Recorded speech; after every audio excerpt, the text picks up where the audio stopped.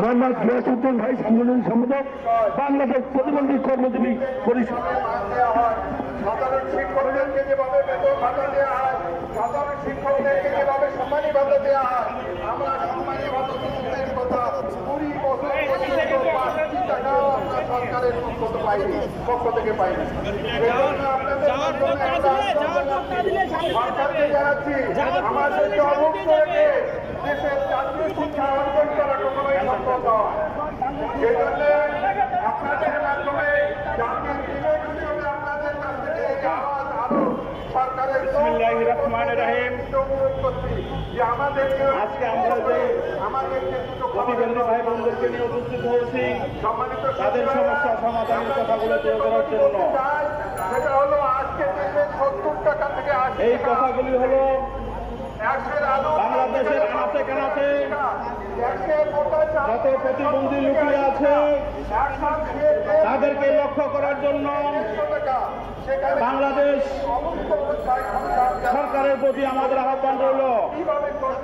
বিগত সরকারের আমলে বা অতীতের সরকারের আমলে এই প্রতিবন্ধীদেরকে কেউ লক্ষ্য করেনি, এই প্রতিবন্ধীদের কাছে কেউ এগিয়ে আসেনি। আজকে আমরা বলতে চাই এই হাত ভাঙ্গা পাও ভাঙ্গা মানুষ প্রতিবন্ধীদেরকে বর্তমানে যে উপদেষ্টা আছেন সরকারের প্রধান, এই গরিব দুঃখী প্রতিবন্ধীদেরকে একটা কর্মস্থানের ব্যবস্থা করে দেন। যেই কর্মস্থান করলে এই দেশের আনাচের কানাচের প্রতিবন্ধীরা কর্মস্থান করে খেতে পারবে। তার সাথে সাথে আমার আরো দাবি থাকবে এই উপদেষ্টা মন্ডলীর সদস্য প্রধান ডক্টর ইউনূস সাহেবের কাছে, আপনি একজন সরল সোজা মানুষ, আপনি একজন জ্ঞানী ব্যক্তি উপদেষ্টা মানুষ, আপনি দেশের গরিব মানুষকে এদেশের প্রতিবন্ধী মানুষকে আপনি একটু দৃষ্টি লক্ষ্য রাখবেন যাতে এরা দুমুঠো ভাত দুমুঠো কাপড় পরে যারা এই দেশে বাঁচতে পারে। হাজার হাজার কোটি টাকা দেশ থেকে পাচার হয়ে গেছে, 1 কোটি টাকা দিয়েও যদি এই প্রতিবন্ধীকে হাত দিতে আগাইতো আজকে তাই লজ্জিত হতো না, দেশে হাতের পাতা করতে পারতো না।